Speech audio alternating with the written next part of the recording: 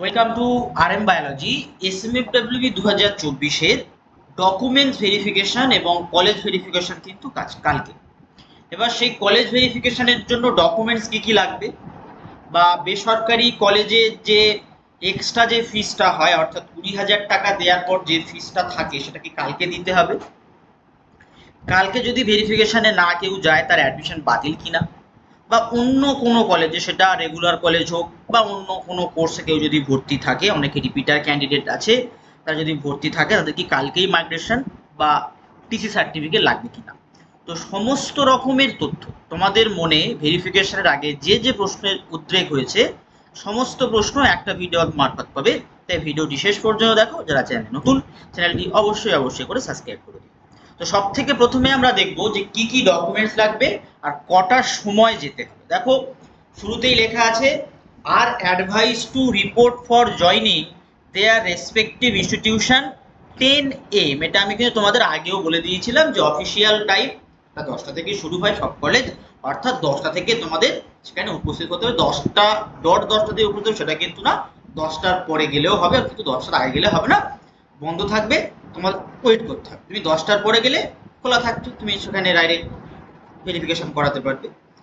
The candidates are also advised to produce before the authorities of the respective institute the following documents, original with one photocopy thereof, for physical verification by the concerned authorities of the institutes at the time of reporting for joining। অর্থাৎ এই যে 7খানা documents তোমরা দেখতে পাচ্ছ, এই 7টা ডকুমেন্টসের original, তার সাথে কিন্তু এক কপি জেরক্সের কথা বলা হচ্ছে, 1 কপি জেরক্স কিন্তু তোমাদের নিয়ে যাওয়ার কথা বলা হচ্ছে।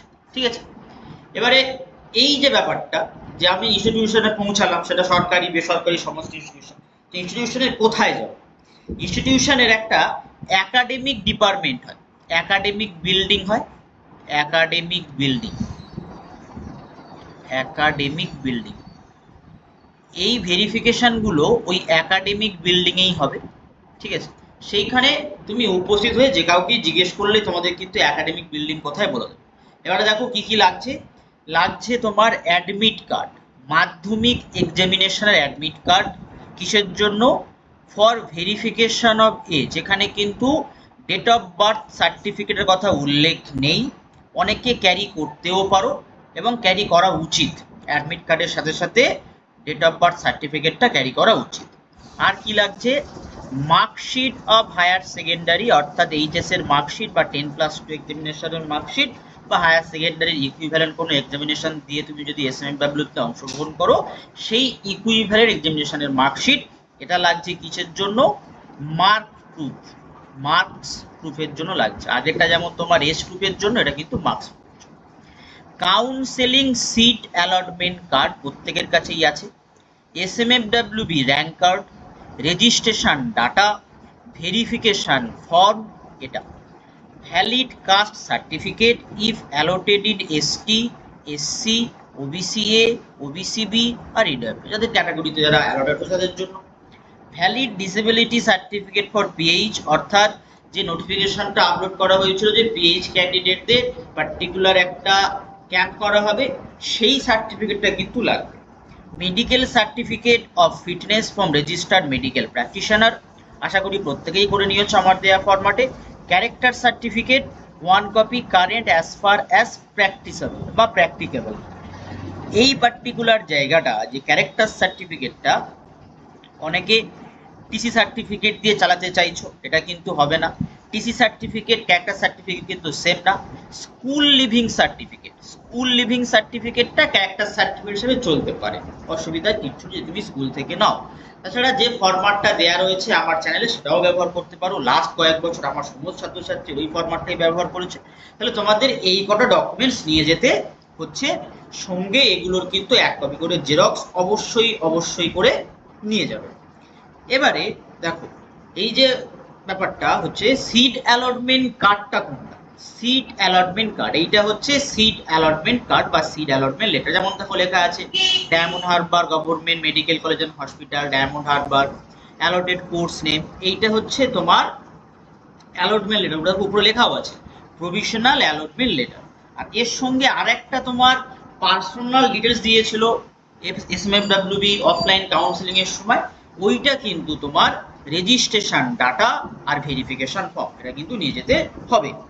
এবারে বেসরকারি কলেজের বাকি টাকা কাল দিতে হবে কিনা, এইটা হচ্ছে তোমাদের অ্যালটমেন্ট লেটার। এই অ্যালটমেন্ট লেটারে একটা স্টার মার্কস দিয়ে স্পষ্ট উল্লেখ করা আছে balance amount of fees to be remitted to the institution after joining their classes.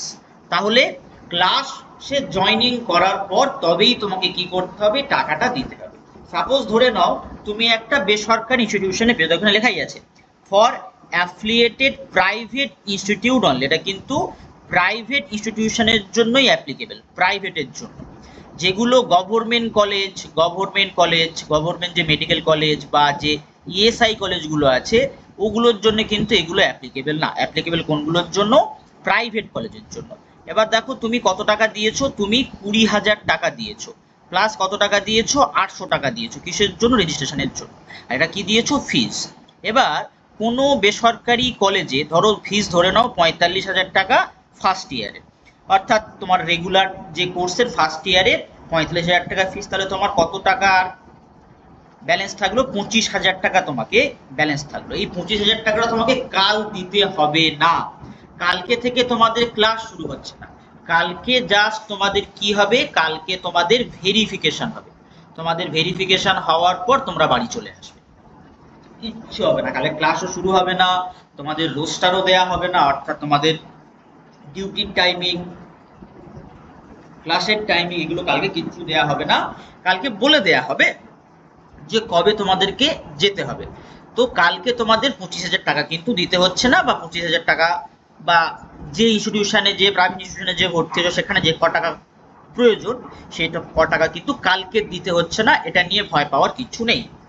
এরপরে দ্বিতীয় যে প্রশ্নটা আছে, কাল না গেলে অ্যাডমিশন বাতিল হবে কিনা। দেখো বেসিক্যালি যেহেতু অ্যাডমিশনটা গভর্নমেন্ট প্রাইভেট দুটো কলেজেই কালকেই, মানে গভর্নমেন্ট কলেজের জন্য কালকে এবং ইএসআই কলেজের জন্য কালকে, আর যেটা প্রাইভেট সেখানেও কাল। এবার ব্যাপার হচ্ছে এইটার কিন্তু ডিটেলস কোথাও নেই যে কালকে গেলে তোমার অ্যাডমিশন বাতিল হয়ে যাবে, এরকম কোনো কিন্তু কোথাও বলা নেই। কারোর বাড়িতে অসুবিধা থাকতে পারে, সমস্যা থাকতে পারে, যদি কালকে উপস্থিত না থাকতে পারো, গভর্নমেন্ট কলেজের ক্ষেত্রে অসুবিধা হতে পারে, ইএসআই কলেজের ক্ষেত্রে অসুবিধা হতে পারে, কিন্তু প্রাইভেট কলেজের ক্ষেত্রে খুব একটা বেশি অসুবিধা হওয়ার কথা নয়। যদি প্রাইভেট কলেজে তোমরা পাও ও কালকে তোমাদের উপস্থিত হওয়ার ক্ষেত্রে কোনো বার্ডেন থাকে, কোনো অসুবিধা থাকে, সেই প্রাইভেট কলেজকে তোমরা ফোন করতে পারো, তো ফোন করে কথা বলতে পারো। কিন্তু গভর্নমেন্ট বা ইএসআই কলেজে যারা চান্স পেয়েছো তারা চেষ্টা করবে 23 তারিখে অবশ্যই করে উপস্থিত থাকতে। দেখো 23 তারিখে 10টা থেকে শুরু হচ্ছে, অফিসিয়াল সময় কিন্তু 5টা পর্যন্ত অফিসিয়াল টাইম। এই 10টা থেকে 5টার মধ্যে তুমি যদি পৌঁছে যাও তাহলে তোমার কিন্তু ভেরিফিকেশন হবে। ওখানে শুধু জাস্ট 10টা থেকে স্টার্ট হবে সেটাই লেখা আছে, এটা একটা ফ্যাক্টর।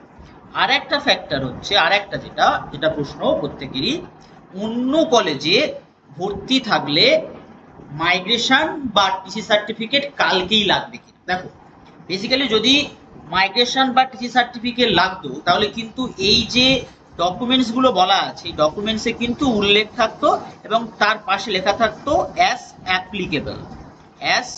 অ্যাপ্লিকেবল, অর্থাৎ যার ক্ষেত্রে প্রয়োজন তারই লাগবে। কিন্তু এখানে তেমন কোনো নির্দেশ দেওয়া নেই। এই যে এসএমএফডব্লিউবি বোর্ড, এটা সম্পূর্ণ কিন্তু একটা আইসোলেটেড আলাদা বোর্ড, এর সাথে রেগুলার কলেজের কোনো সম্পর্ক নেই। তাই যখন তোমার রেজিস্ট্রেশন হবে, যে রেজিস্ট্রেশন সার্টিফিকেটের জন্য তোমরা 800 টাকা দিয়েছো, যখন তোমার রেজিস্ট্রেশন হবে তখন যদি তোমাকে মেনশন করা হয় যে তোমার মাইগ্রেশন লাগবে বা টিসি লাগবে, তখন প্রয়োজন। কালকে কিন্তু মাইগ্রেশন বা টিসি লাগছে না, কালকে ডকুমেন্টস হিসাবে জাস্ট এই 7টা জিনিসই লাগবে, আর কিছু লাগবে না। এর সাথে প্রত্যেককে বলবো যে কিছু 4 থেকে 5 copy passport size photo carry করতে, অবশ্যই colour recent passport size photo কালকে ক্যারি করো। অনেকের আর একটা প্রশ্ন ছিল যেটা আমি থাম্বনেলে বলিনি, সেটা হচ্ছে ক্লাস। ক্লাস কবে থেকে শুরু হবে? দেখো, আজ তোমাদের 23 তারিখে ভেরিফিকেশন হচ্ছে, তোমাদের ক্লাস মোটামুটি শুরু হতে হতে 26 থেকে 27 তারিখ হয়ে যাবে ক্লাস শুরু হতে হতে। কালকে তোমাদের ভেরিফিকেশন হবে, বন্ধু বান্ধবের সঙ্গে তোমাদের মিট আপ হবে বা আলাপ পরিচয় হবে, তোমাদের একটা গ্রুপ ক্রিয়েট করা হবে, তোমাদের যারা সিনিয়র থাকবেন ওখানে তারা নাম্বার নেবে, একটা গ্রুপ ক্রিয়েট করা হবে, হোয়াটসঅ্যাপ গ্রুপ। সেই হোয়াটসঅ্যাপ গ্রুপের মাধ্যমে তোমাদেরকে জানিয়ে দেওয়া হবে যে কবে ক্লাস শুরু হবে।